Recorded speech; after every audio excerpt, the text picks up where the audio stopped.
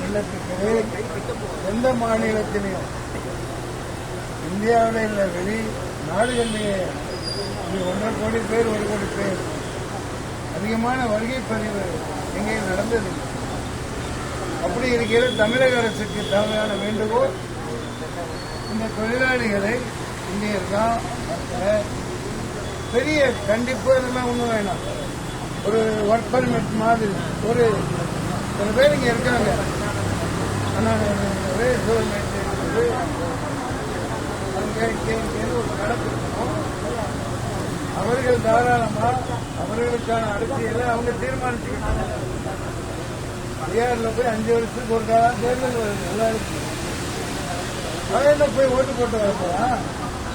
நாம எப்படி குலதெய்வ சாமிக்கு இங்கேருந்து ஊருக்கு போயிட்டு கொண்டாடிட்டு வர்றது இல்லையா? குலசாமி முன்னோர்கள் ஊரு நாடு ஓட்டு எல்லாம் அங்கே இருக்கு. அதே மாதிரி அவனுக்கான அரசியல் அங்கே தீர்மானிச்சுட்டு போட்டுட்டு வரணும். இது எதேச்சையா சாதாரண செருப்பு தொழிலாளிக்கும் இருக்கிற அறிவு, அந்த அறிவை கொண்டு நாம் பேசுகிறோம். இது எதிரான கொள்கை அல்ல.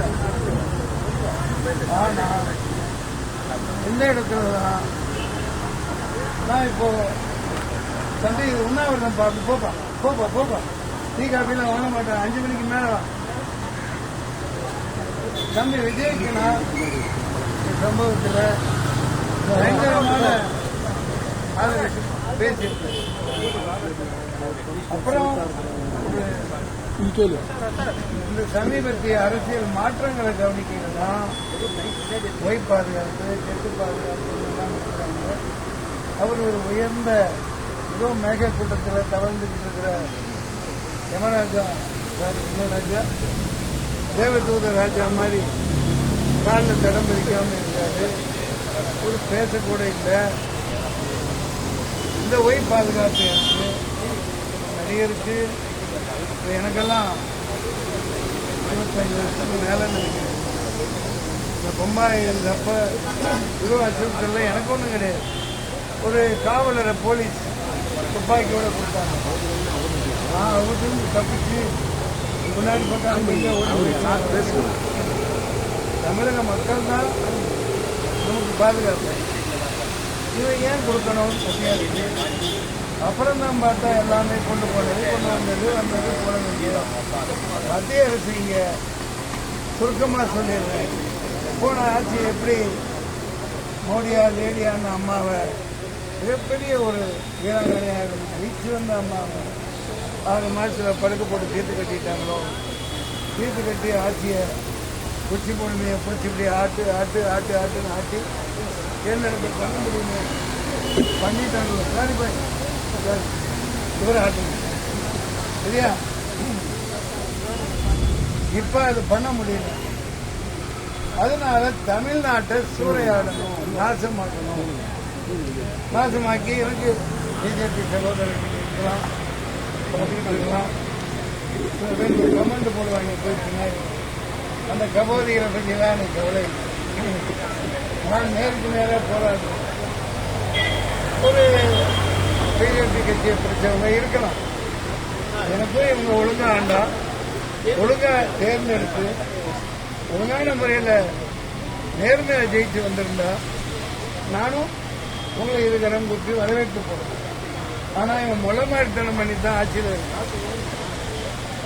கர்நாடகா பார்த்தீங்கன்னா பீகார்ல முந்தானிட்டு போய் புல்டோசர் வச்சுட்டு போய் ஏழைப்பாள வீடுகளை எல்லாம் அடிச்சுட்டாங்க, பள்ளிவாசலை அடிச்சுட்டாங்க.